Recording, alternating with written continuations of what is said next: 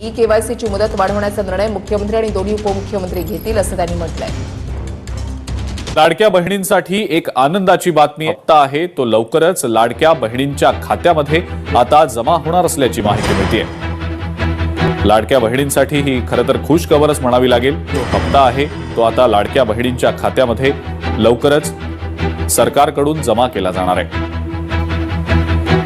जुलै ऑगस्टचा हप्ता एकत्र मिळणार असल्याची माहिती समोर येते। 3000 रुपये खात्यामध्ये जमा होण्याची शक्यता आहे। त्यामुळे लाडक्या बहिणींना आता सरकार गिफ्ट देणार का हे पाहणं अतिशय महत्त्वाचं असणार आहे। लाडकी बहीण योजनेसाठी राज्यभरातील पडताळणी आणि सक्तीची ई केवायसी प्रक्रिया पूर्ण झालेली आहे आणि या प्रक्रियेनंतर शासनानं 1,66,00,000 लाभार्थ्यांची यादी अंतिम केलेली आहे। सुमारे 66 लाख जणांना या योजनेतून वगळण्यात आलेलं आहे। सर्व पात्र महिलांच्या खात्यात जून महिन्याचा आर्थिक मदतीचा हप्ता जमा करण्यात आलाय।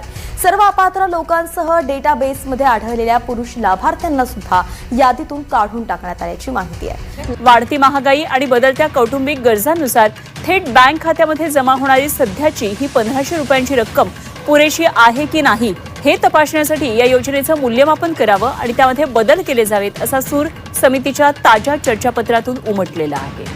लाडकी बहीण योजना यशस्वीरित्या पुढेही राबवणार असं म्हटलंय मंत्री आदिती तटकरे। काही लाडकी बहीण योजनेच्या माध्यमातून बरेच जे वंचित झालेले आहेत महिला त्या आजही अपेक्षित आहे केवायसी सुरू होईल तर काय सांगा? ई केवायसीला जवळपास सरकारने 6 महिन्याची मुदत ही त्या ठिकाणी दिली होती। पहिल्या मुदतीमध्ये 2-3 महिने अशी वाढ करून ज्यांनी ई केवायसी पूर्ण केली होती पण त्याच्यामध्ये काही उणीवा राहून गेल्या होत्या त्यांना सुद्धा दुरुस्त करण्याची आपण परत मुदत त्या ठिकाणी दिली आणि त्यानुसार लाडकी बहीण योजना मला आपल्या माध्यमातून सांगायचं आहे की ही यशस्वीरित्या पुढेही राबवली जाणार। ई केवायसीच्या संदर्भातला जो निर्णय आहे अधिक वाढवायचं का काय त्या संदर्भामध्ये सुद्धा राज्याचे मुख्यमंत्री आदरणीय फडणवीस साहेब, दोन्ही उपमुख्यमंत्री शिंदे साहेब असतील, सुनेत्रा काकी असतील, या संदर्भामध्ये जी काही निवेदनं प्राप्त झालेली आहेत ही आम्ही त्यांच्यापर्यंत पोहोचवू आणि महायुतीच्या सरकारने आणलेली ही योजना आम्ही पुढे सुद्धा विभाग म्हणून यशस्वीरित्या राबवत राहू। ई केवायसी साठी 6 महिन्यांची मुदत दिलेली होती। या मुदतवाढी संदर्भात मुख्यमंत्री निर्णय घेतील अशी माहिती आदिती तटकरे यांनी दिलेली आहे। ई केवायसीच्या प्रक्रियेमध्ये आपण जवळपास 6-8 महिन्याची मुदत दिली आणि ई केवायसी हे सगळ्या डीबीटी योजनांना बंधनकारक आहे। मग ती लाडकी बहीण असो, नमो शेतकरी असो, अगदी आता नुकसान भरपाई द्यायची असेल तरी ई केवायसी ही बंधनकारक असते कारण त्यांच्या अकाउंटला डिरेक्टली ते पैसे जात असतात आणि अशा सगळ्या परिस्थितीमध्ये आपण 6-8 महिन्याचा तो कालावधी दिला होता। त्याच्यामध्ये ज्या महिलांनी ई केवायसी पूर्ण केलीच नाही त्यांनी आणि ज्यांचं उत्पन्न 2.5 लाखापेक्षा जास्ती होतं किंवा ज्यांच्याकडे वाहनं होती अशी सोडून कुठल्याही पात्र महिलेवर लाडकी बहीण योजनेअंतर्गत अन्याय झालेला नाही। उलट आम्ही हा प्रयत्न करतोय की संजय गांधी निराधारमध्ये सुद्धा ज्या लाभ घेत होत्या त्यांनी जर लाडकी बहीणमध्ये रजिस्टर केला असेल आणि त्यांचे दोन्ही लाभ जर थांबले असतील तर दोन्हीपैकी एका योजनेचा लाभ त्यांना मिळालाच पाहिजे ह्या दृष्टिकोनातून आम्ही त्या ठिकाणी काम करत आहोत। आणि ज्या महिलेनी ई केवायसी केलेली असेल पण तरी तिला काही कारणास्तव लाभ मिळत नसेल तर त्याची सुद्धा अशी निवेदनं जी प्राप्त झालेली आहेत त्या संदर्भामध्ये सुद्धा आम्ही चौकशी ही करत आहोत आणि त्याच्यामुळे कुठलीही पात्र महिला लाभापासून वंचित राहता कामा नये ही दक्षता त्या निमित्ताने आम्ही घेत आहोत। ज्या महिला केवायसी करायला तयार असतील त्यांच्यासाठी पुन्हा ई केवायसीची विंडो सुरू करण्याची तयारी असल्याचं फडणवीस म्हणाले। केवायसी पूर्ण केली त्या लाडक्या बहिणींचे पैसे मिळत राहतील, अपात्र लाडक्या बहिणींकडून पैसे वसूल करणार नाही असं फडणवीसांनी म्हटलंय। लाडक्या बहिणींच्या केवायसी बाबत मुख्यमंत्र्यांनी महत्त्वाचे संकेत दिलेले आहेत। योजना सुरू झाल्यानंतर आपण त्याचं केवायसी सुरू केलं आणि वेगवेगळे जे डेटाबेस होते त्याच्याशी कंपॅरिझन सुरू केलं ज्याच्यामध्ये इन्कम टॅक्स विभागाकडनं सरकारचे जे काही कर्मचारी आहेत त्यांचं जिथनं पेमेंट होतं त्या पोर्टलमधनं आपण माहिती घेतली। जो काही आपला परिवहन विभाग आहे याच्यामध्ये मोटरची ओनरशिप कोणाकडे आहे 4 व्हीलरची याच्या डेटाबेसची माहिती घेतली, रेशन कार्ड याच्या डेटाबेसची माहिती घेतली आणि ही सगळी माहिती आपण ज्यावेळेस कोलेक्ट केली त्यावेळी असं लक्षात आलं की 5 लाख लोक असे आहेत ज्यांच्या घरी सरकारी नोकरी आहे, 14,000 तर पुरुषच निघाले, जवळपास 10 लाख असे निघाले की ज्यांचं उत्पन्न 2.5 लाखापेक्षा जास्तीचं आहे. अशा वेगवेगळ्या डेटाबेसमध्ये जे लोक अपात्र झाले त्यांना आपण अपात्र केलेलं आहे. त्यासोबत आपण हे सांगितलं होतं केवायसी करून घ्या, म्हणजे जे काही माहिती तुम्ही सादर केलेली आहे ती आतापर्यंत सत्य मानण्यात आली, आता त्याची कागदपत्र द्या. पण मोठ्या प्रमाणात केवायसी झाली नाही. आता एक गोष्ट आपण लक्षात घ्या की ज्यांना अर्ज करता येतो, सेल्फ सर्टिफिकेशन करता येतं, त्यांना केवायसी करता येत नाही असं मानणं काही योग्य नाही. पण जवळपास 9 महिने सातत्याने पाठपुरावा केल्यानंतरही ज्यांनी केवायसी केली नाही ते अर्थातच कुठला तरी एखादा निकष पार पाडत नाही म्हणून त्यांनी केवायसी केली नाही. आणि म्हणून हे जे काही आत्ता या ठिकाणी जवळपास जे काही तुम्ही सांगितलं 60 लाख 80 लाख जो काही आकडा तुम्ही दिलेला असेल, तर ते लोक या योजनेच्या पात्रतेचे निकष हे पूर्ण करताना दिसत नाही. जवळपास 1,70,00,000 महिला, थोडं आकडा कमी अधिक असेल 3-4 हजार, पण 1,70,00,000 महिला ज्या आहेत या निकष पूर्ण पार करतात, त्यांची केवायसी झालेली आहे, त्यामुळे त्यांना लाडक्या बहिणीचे पैसे मिळतच राहतील. ज्यांनी केवायसी केली नाही त्यांना आता आम्ही पैसे देणार नाही, पण त्यांना दिलेले पैसे आम्ही वसूलही करणार नाही.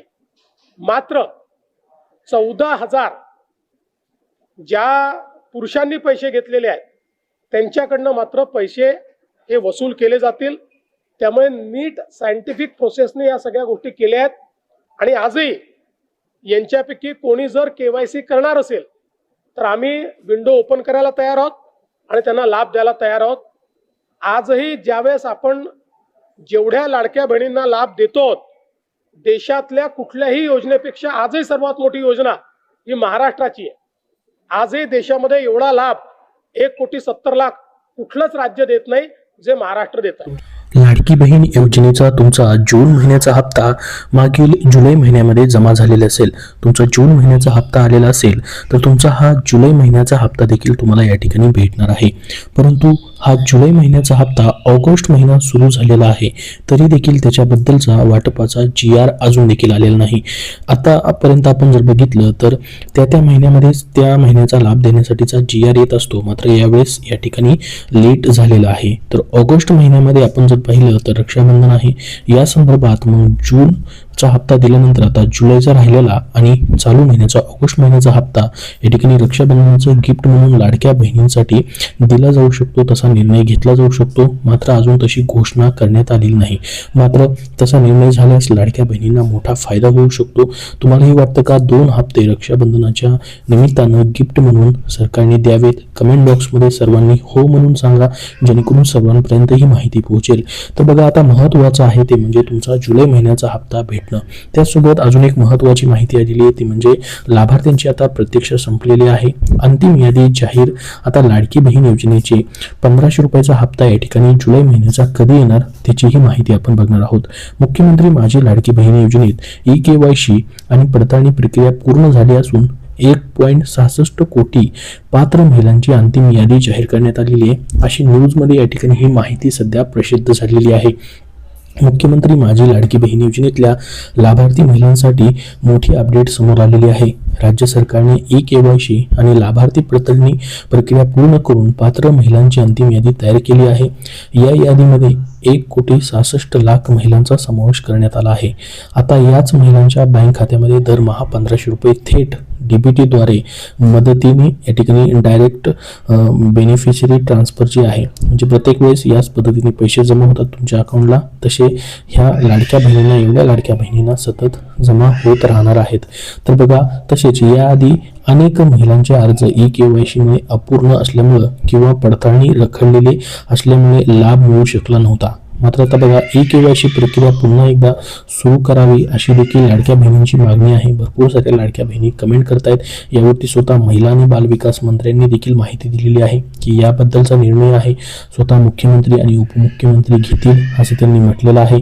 त्याची मुदत वाढवायची की नाही त्याच्याबद्दलचा मात्र अजून कुठलीही मुदत वाढवून देण्यात आलेली नाही. सध्या KYC तुमची बंद आहे. तर आता मात्र अंतिम डेटाबेस तयार झाल्याने पुढचे हप्ते खात्यात येण्याचा मार्ग लाडक्या बहिणींचा सध्या मोकळा झालेला आहे. महिला व बालविकास विभागाने राज्यभर विशेष पडताळणी मोहीम राबवली होती. या प्रक्रियेमध्ये 66 लाख लाभार्थी योजनेतून वगळण्यात आल्याचं देखील म्हटलेलं आहे.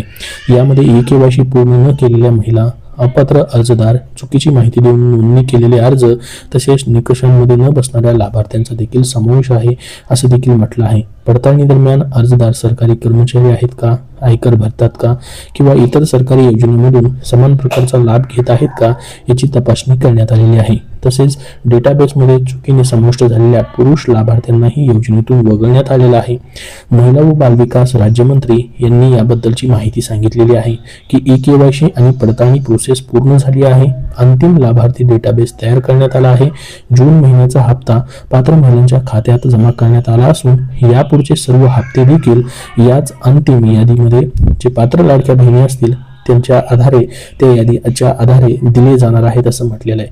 तर मग जुलै महिन्याचा हप्ता कधीपर्यंत येणार तर पहा या ठिकाणी ही जी माहिती दिलेली आहे यानुसार 12 ते 15 ऑगस्ट आधी महिलांच्या खात्यामध्ये हे पैसे जमा होऊ शकतात. मात्र अद्याप सरकारकडून कोणतीही अधिकृत त्याची तारीख जी आहे ती जाहीर करण्यात आलेली नाही.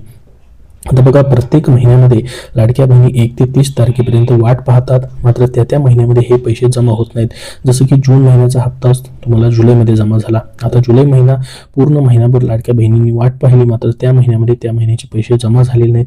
तर मग प्रत्येक वेळेस काय होत आहे त्या महिन्यामध्ये पैसे न जमा होता पुढच्या महिन्याच्या 15 तारखेच्या अगोदर म्हणजे 1 तारखेपासून 10 तारखेपर्यंत हे पैसे जे आहेत ते जमा होताना दिसतात.